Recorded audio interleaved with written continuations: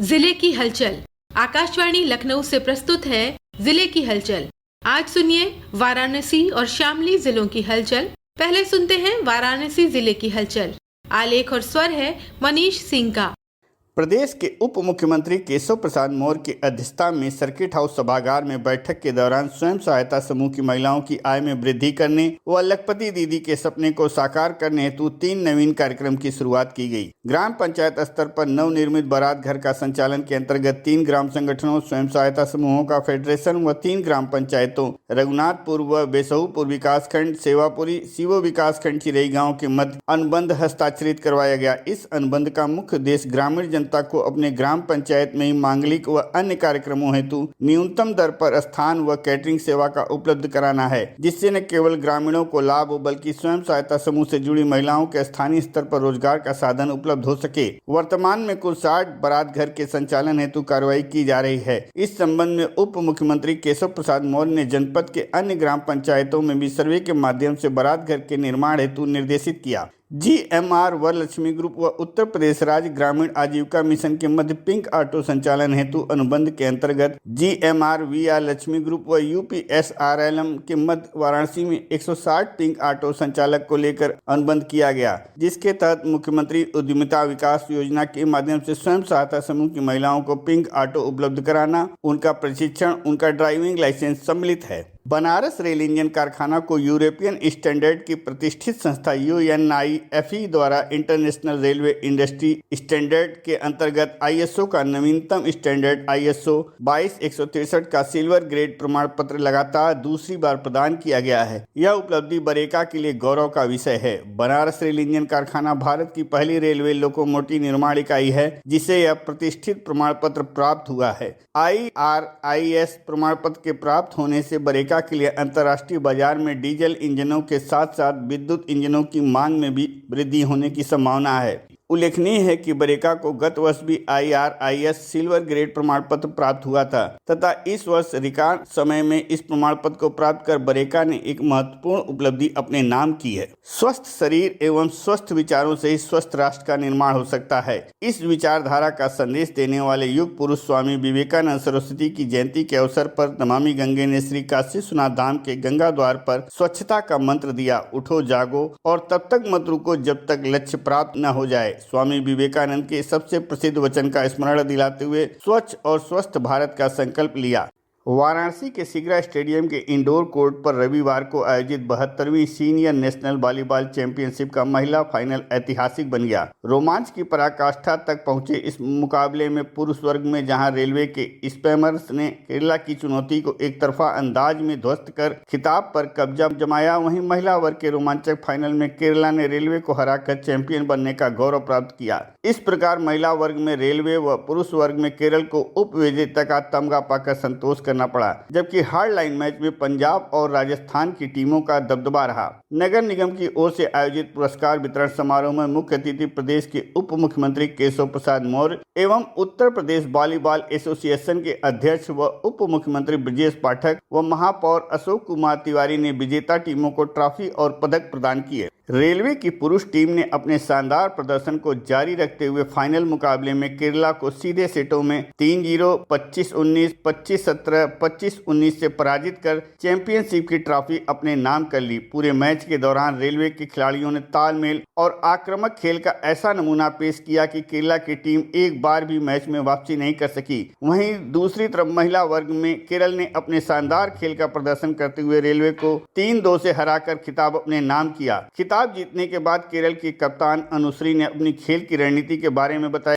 ये टूर्नामेंट हमारा ड्रीम थी, 5 साल से हम लोग विनर्स थी, लेकिन उस टाइम भी हम लोग को यहाँ आके ये विनर्स कप लेके जाना था, इसलिए हम लोग हमारा पूरा 100% डाला, इसलिए इसका रिजल्ट हम लोग का आज मिला। प्रधानमंत्री नरेंद्र मोदी के खेलो इंडिया अभियान से प्रेरित नगर निगम ने धर्म और अध्यात्म की नगरी काशी में आयोजित 72वीं सीनियर नेशनल वॉलीबॉल चैंपियनशिप आयोजित कर एक नया इतिहास रच दिया है। 4 जनवरी को माननीय प्रधानमंत्री ने इसका वर्चुअल शुभारंभ किया था। वहीं मुख्यमंत्री योगी आदित्यनाथ भौतिक रूप से स्टेडियम में आकर खिलाड़ियों का मनोबल बढ़ाया था। आयोजन समिति के अध्यक्ष व महापौर अशोक कुमार तिवारी ने बताया कि उत्तर प्रदेश को 42 साल के लंबे इंतजार के बाद इस राष्ट्रीय स्तर की प्रतियोगिता की मेजबानी का अवसर मिला। वाराणसी जिले की हलचल के बाद आइए सुनते हैं शामली जिले की हलचल। आलेख और स्वर है अनुज कुमार का। शामली जिले में विशेष गहन पुनरीक्षण SIR की तीनों विधानसभा क्षेत्रों की अंतिम मतदाता सूची का प्रकाशन के बाद 1,63,458 मतदाताओं को नोटिस भेजने का कार्य शुरू कर दिया गया है। अधिकारियों के मुताबिक नोटिस डाउनलोड किए जा रहे हैं और नोटिस भेजने का कार्य बुधवार से किया जाएगा। वहीं 6 फरवरी तक दावे व आपत्तियों व 27 फरवरी को निस्तारण के बाद 6 मार्च को अंतिम सूची का प्रकाशन किया जाएगा। जिला निर्वाचन कार्यालय के प्रभारी अधिकारी हामिद हुसैन ने बताया कि जिले में विशेष गहन पुनरीक्षण की प्रक्रिया समाप्त होने के बाद 6 जनवरी को अंतिम सूची का प्रकाशन हो चुका है। इसमें जिले के 3 विधानसभा क्षेत्रों के 1,63,458 मतदाताओं के नाम हटाए गए हैं। इनमें मृतक, अनुपस्थित, स्थानांतरित और डुप्लीकेट वोटरों को शामिल किया गया है। जिला निर्वाचन कार्यालय के आंकड़ों पर गौर करें तो वर्ष 2005 में जिले में 9,75,697 मतदाता थे, जिनमें 5,27,695 पुरुष व 4,47,929 महिला मतदाता और 73 थर्ड जेंडर थे। 6 जनवरी को अंतिम सूची के प्रकाशन के बाद अब 8,12,239 मतदाता हो गए हैं। इनमें 4,50,098 पुरुष जबकि 3,52,086 महिला शामिल है, जबकि थर्ड जेंडर 55 है। SIR के लिए बेलों ने घर घर पहुंचकर सत्यापन किया है, जिसमें 1,63,458 मतदाता अनुपस्थित पाए गए हैं। इनमें मृतक, शिफ्टिंग, डबल व अन्य मतदाता शामिल है। अब इन मतदाताओं को 14 जनवरी से नोटिस भेजने का कार्य शुरू किया जाएगा। शामली जिले में सूचना एवं प्रौद्योगिकी मंत्रालय भारत सरकार के अधिकृत ई-गवर्नेंस सर्विसेज इंडिया लिमिटेड के तहत संचालित कॉमन सर्विस सेंटर CSC का इन दिनों गहन सत्यापन किया जा रहा है। आमजन को धोखाधड़ी से बचाने के लिए शासन के निर्देश पर कार्रवाई चल रही है। इसके तहत निर्धारित स्थल व नियमों का पालन करने पर जोर दिया जा रहा है। ऐसा न करने पर जिले के 50 कॉमन सर्विस सेंटर बंद कराए गए हैं। दरअसल वर्तमान समय में साइबर क्राइम की घटनाओं में लगातार वृद्धि हो रही है। ऐसे में डिजिटल प्लेटफॉर्म पर कार्यरत संस्थानों द्वारा नागरिकों को ऐसे फ्रॉड से बचाने के लिए विभिन्न उपाय अपनाए जा रहे हैं। इसी दिशा में कॉमन सर्विस सेंटर को जागरूक बनाने के साथ साथ उनका सत्यापन स्थानीय CSC जिला व राज्य स्तरीय अधिकारियों द्वारा प्राथमिकता के आधार पर किया जा रहा है। CSC जिला प्रबंधक आशीष कुमार ने बताया कि हाल ही में देश भर में हजारों ऐसे CSC केंद्रों को बंद किया गया है, जिन्होंने अब तक अपना निर्धारित स्थान पर CSC केंद्र संचालन, डेट लिस्ट, ब्रांडिंग तथा पुलिस सत्यापन प्रमाण पत्र जमा नहीं किया है। यह आगे भी चरणबद्ध तरीके से जारी रहेगा। देश व प्रदेश की सरकार बेटी पढ़ाओ बेटी बचाओ के लिए कारगर कदम उठा रही है। वहीं अब बाल विवाह रुकवाने के लिए जिला प्रोबेशन विभाग व चाइल्ड हेल्पलाइन 1098 मजबूत कदम उठा रहा है। जिला प्रोबेशन अधिकारी मोहम्मद मुशफिकीन ने बताया, 18 वर्ष से कम आयु की लड़की एवं 21 वर्ष से कम आयु के लड़के का विवाह करना दंडनीय अपराध है। जनपद में बाल विवाह की घटनाओं को रोकने के लिए निरंतर जागरूकता कार्यक्रम संचालित किए जा रहे हैं। बाल विवाह मुक्त भारत अभियान 27 नवंबर 2025 से प्रारंभ होकर 8 मार्च 2026 तक संचालित है, जिसके अंतर्गत विद्यालयों, धर्मगुरुओं, विवाह में सम्मिलित होने वाले सेवा प्रदाताओं जैसे फोटोग्राफर, मैरिज हॉल, बैंड बाजा इत्यादि एवं ग्राम स्तर पर विभिन्न प्रकार के कार्यक्रम कराए जा रहे हैं। इन कार्यक्रमों के द्वारा आमजन को यह समझाया जा रहा है कि बाल विवाह करना दंडनीय अपराध है। सभी आमजन से यह अपील करता हूं कि उनके आसपास इस प्रकार की घटनाएं यदि संज्ञान में आती हैं, किसी लड़की का या लड़के का बाल विवाह होना पाया जाता है, तो उसकी सूचना तत्काल महिला हेल्पलाइन 181 या चाइल्ड हेल्पलाइन